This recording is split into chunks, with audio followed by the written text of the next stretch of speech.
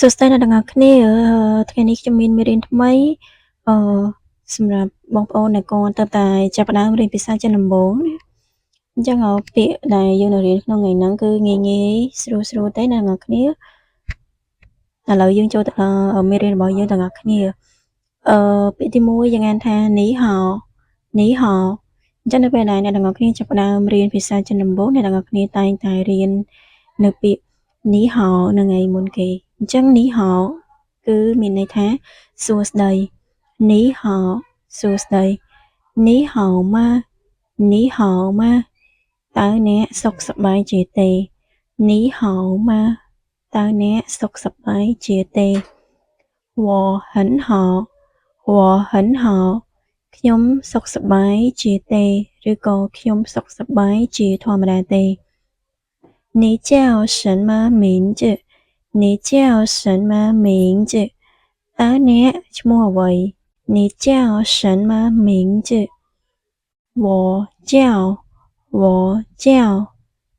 ចឹងអ្នកទាំងអស់គ្នាអាចឆ្លើយនៅឈ្មោះរបស់អ្នកទាំងអស់គ្នាឧទាហរណ៍ថាឈ្មោះលីសៀងអញ្ចឹងអ្នកទាំងអស់គ្នាអាចឆ្លើយថា我叫丽香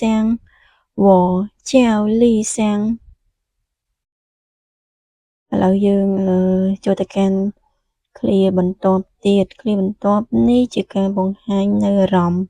ន័យថាយើងសប្បាយចិត្តយើងហត់យើងឃ្លានអញ្ចឹងនៅក្នុងភាសាចិនគេនិយាយបែបណាអូខេតោះឥឡូវឃ្លាមួយនេះយើងអានថា我很高兴ខ្ញុំសប្បាយចិត្តណាស់我很高兴我累了ខ្ញុំហត់ហើយ我饿了ខ្ញុំឃ្លានហើយ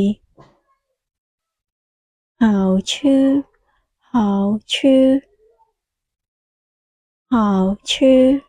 ឆ្ងាញ់អូខេឥឡូវយើងចូលមកដល់ឃ្លាបន្ទាប់នេះ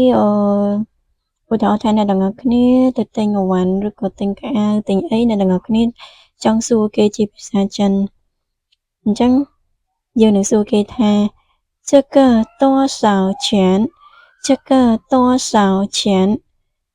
តើមួយនេះមានតម្លៃប៉ុន្មាន这个多少钱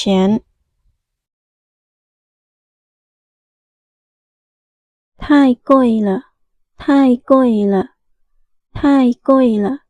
ថ្លៃពេកហើយ便宜一点可以吗អាចថោកជាងនឹងបន្តិចបានទេមានន័យថាយើងតថ្លៃនៅអ្វីមួយឲ្យគេចុះថោកជាងនឹងបន្តិចចឹងណា便宜នឹងគឺថោក一点បន្តិច可以吗បានទេអញ្ចឹង便宜一点可以吗អាចថោកជាងនឹងបន្តិចបានទេសម្រាប់មេរៀនរបស់យើងនៅក្នុងថ្ងៃហ្នឹងគឺមានតែប៉ុណ្្នឹងទេអរគុណអ្នកទាំងអស់គ្នាសម្រាប់ការមើលវីដេអូនេះជួបគ្នានៅក្នុងវីដេអូមេរៀនក្រោយបើពេញចិត្តកុំភ្លេចជួយចុច like subscribe ក៏ដូចជា comment នៅខាងក្រោមផងណា Bye bye see you in next video